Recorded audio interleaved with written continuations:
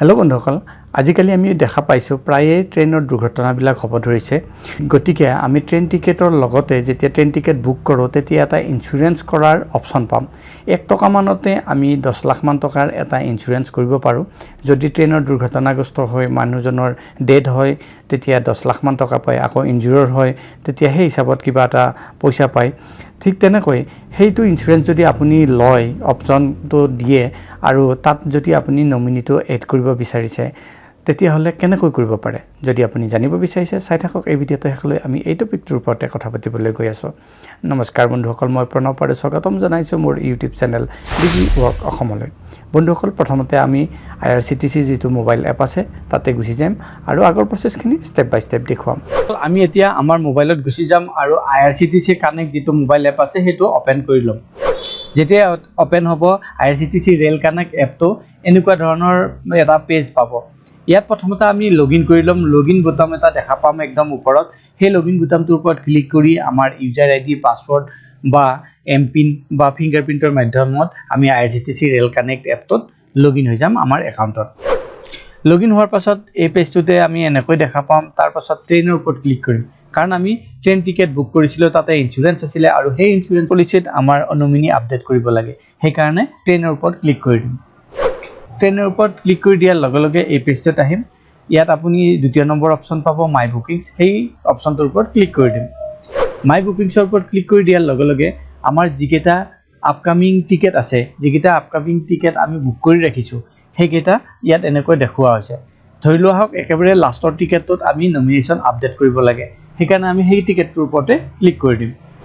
Ticket ডিটেইলছটোৰ ওপৰত click কৰি দিয়াৰ লগে লগে আৰু ডিটেইলছ আমি বিশদভাৱে ইয়াত দেখা পাম। আমাৰ টিকেটত কোন কোন পেচেঞ্জাৰ আছে, তেওঁলোকৰ বাৰ্থ কি, কনফাৰ্ম হৈছে নে নাই, টিকেটৰ PNR নম্বৰ কি, এইবিলাক চব বস্তু ইয়াত দেখা পাম। এতিয়া পেজটো আৰু অকণমান স্ক্ৰল ডাউন কৰিব লাগিব, একেবাৰে শেষলৈ আহক পেজটো। স্ক্ৰল ডাউন কৰি তললৈ আহোঁতে আপুনি দেখা পাব পলিচিবিলাক, ট্ৰেভেল ইঞ্চুৰেঞ্চ অপটেড য়েছ আছে আৰু তাৰ তলত পলিচি নাম্বাৰবিলাক দেখা পাব। এতিয়া প্ৰতিজন ব্যক্তিৰ, প্ৰতিজন পেচেঞ্জাৰৰ আণ্ডাৰত যিটো পলিচি নাম্বাৰ আছে সেইটো এনেকৈ দেখুৱাব। এতিয়া পলিচি নাম্বাৰটোৰ তলতে আপুনি দেখা পাব এটা link, click here to fill the nominee details. আপুনি সেই লিংকটোৰ ওপৰত ক্লিক কৰি দিব লাগিব। আমি এতিয়া সেই লিংকটোৰ ওপৰত ক্লিক কৰি দিওঁ।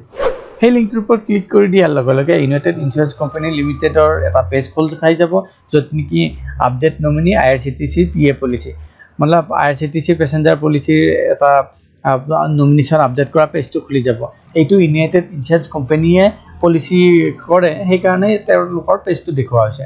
ইয়াত প্ৰথমতে আপোনাক PNR নম্বৰ বা ট্ৰেনজেকশ্যন নম্বৰ বা চাৰ্টিফিকেট নম্বৰ মানে পলিচি নম্বৰ, এই তিনিটাৰ ভিতৰত যিকোনো এটা ভৰাবলৈ কোৱা হৈছে।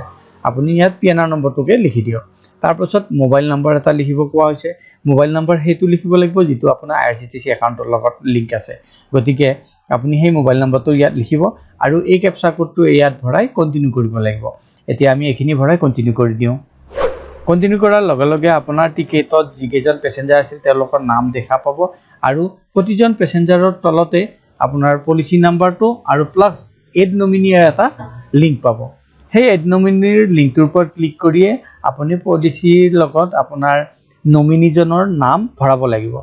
গতিকে আমি প্ৰথমজন পলিচি হোল্ডাৰৰ নামৰ তলত থকা এড নমিনিটোৰ ওপৰত ক্লিক কৰি দিম আৰু এতিয়া দেখা পাম চাৰ্টিফিকেট নম্বৰ মানে পলিচি নম্বৰটো, আপোনাৰ পলিচি হোল্ডাৰৰ নাম। এতিয়া ইয়াত নমিনিৰ নামটো লিখিব লাগিব, নমিনিৰ লগত আপোনাৰ ৰিলেশ্যন কি সেইটো লিখিব লাগিব আৰু নমিনিৰ এজ লিখিব লাগিব, মোবাইল নম্বৰ লিখিব লাগিব নমিনিৰ।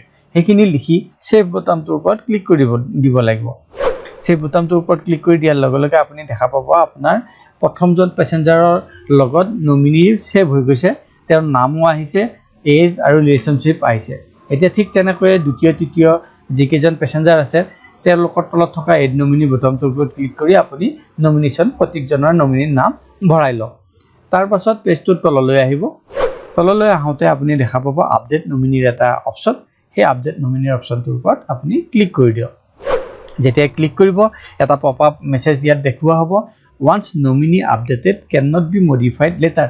এবাৰ আপুনি নমিনি আপডেট কৰি ইয়াত কনফাৰ্ম কৰি দিয়াৰ পিছত আপুনি দ্বিতীয়বাৰ আৰু সেইটো আপডেট কৰিব নোৱাৰিব বেলেগৰ নাম আপুনি তাত ভৰাব নোৱাৰিব যদি আপোনাৰ অনুভৱ হৈছে কি আপুনি ভুল কৰিলে নমিনেশন ভৰাওতে বেলেগৰ নাম দিব লগা আছিল ক্লোজ কৰি আকৌ পুনৰবাৰ আপুনি ভৰাব পাৰে কিন্তু এবাৰ কনফাৰ্ম কৰাৰ পাছত আপুনি আৰু সেইটো কৰিব নোৱাৰে এতিয়া আমি সকলো ডিটেইলছ ঠিকে থাকে ভৰাইছো সেইকাৰণে কনফাৰ্মৰ ওপৰত ক্লিক কৰি দিম কনফাৰ্মৰ ওপৰত ক্লিক কৰি দিয়াৰ লগে লগে ইয়াত কোৱা হৈছে nominee details has been updated successfully আপোনাৰ নমিনেশন ডিটেইলছ সাকসেসফুলি আপডেট হৈ গৈছে মানে আপোনাৰ আইআৰচিটিসি পলিচিৰ লগত নমিনেশন আপডেট হৈ গল এতিয়া যদি কিবা হয় সেই নমিনিয়ে গৈ ক্লেম কৰিব পাৰে আপোনাৰ এগেইনষ্টত পলিচিটো আৰু এতিয়া যদি আপুনি এই পলিচিখন ডাউনলোড কৰিব বিচাৰিছে তেতিয়া ডাউনলোড আইআৰচিটিসি PA পলিচি সাৰ্টিফিকেট এই লিংকটোৰ ওপৰত ক্লিক কৰি আপুনি সাৰ্টিফিকেটখন ডাউনলোড কৰিব পাৰে বন্ধুসকল এনেকৈয়ে আপুনি যদি ৰেলৰ টিকেট কৰিছে আৰু ৰেল টিকেটৰ লগত আপুনি ইনস্যুৰেন্সৰ অপচন লৈছিলে যদি ইনস্যুৰেন্স লৈছিলে তাতে যদি নমিনেশন